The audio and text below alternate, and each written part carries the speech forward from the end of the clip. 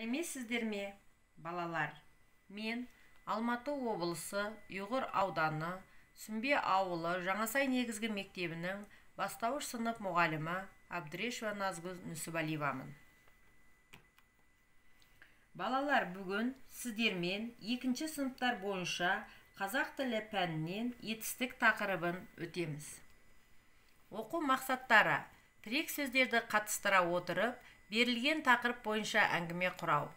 Мұғалім көмегімен жеке сурет, сюжетті суреттер арқылы шағын сипаттау, әңгімелеу, мәтіндерін құрап жазу. Сөз таптарын, зат есім, сын есім, сан есім, етістіктерді ажырату.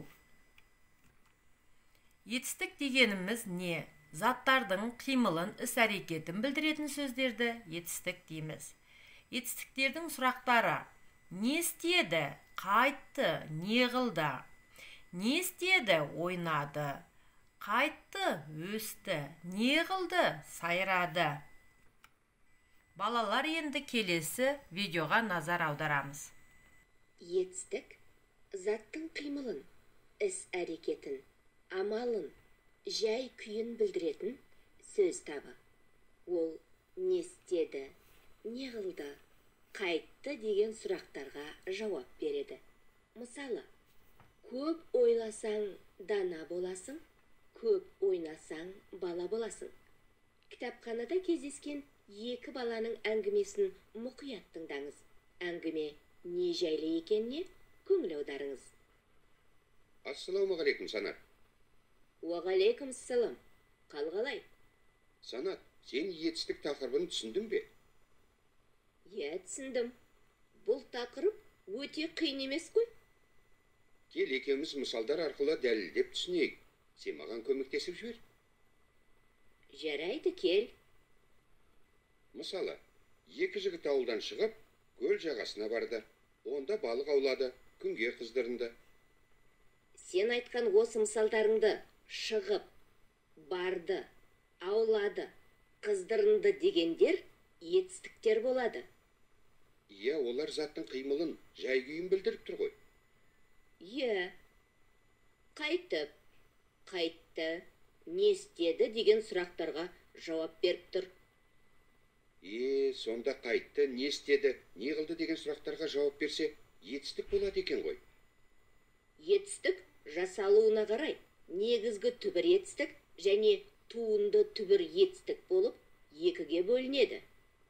Мысалмен айтшы. Кел, жүр, отыр, көр, бер, ал, айтты, жайды, алған. Бұлар негізгі түбір етістіктер болады. Енді түсіндім. Басқа сөз таптарынан сөз тудырушы жұрнақтар арқылы жасалған етістіктер туынды түбір немесе туынды етістіктер деп аталады. Мысалы, ойна, шегеледі, басқарса, күшейіп дегенде басқа сөз таптарына белгілі жұрнақтар жалғану арқылы туынды етістік болып тұр.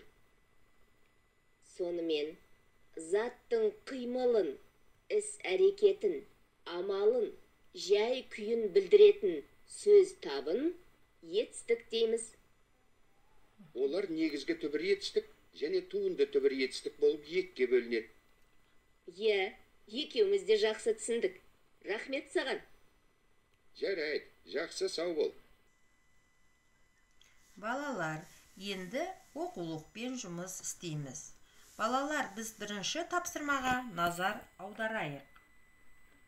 Балалар, суреттерден көктемнің қандай белгілерін байқадыңдар? Балалар не істеді? Балалардың қимыл атауларын білдіретін сөздерді атаңдар.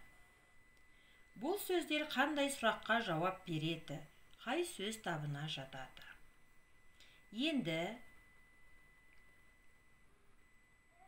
дәптерлерімізді алып, күн ретін жазамыз.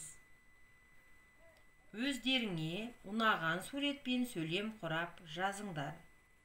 Жазған сөйлемдеріңе қимылды білдіретін сөздердің астын сызыңдар.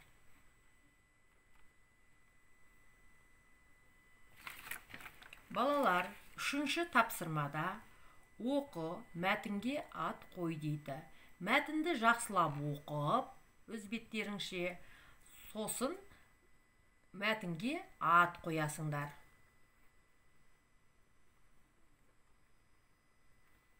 Үйге тапсырма 4-ші жаттығу. Мәтінді негізгі сөздің мағынасына қарай етістік қойып оқисыңдар.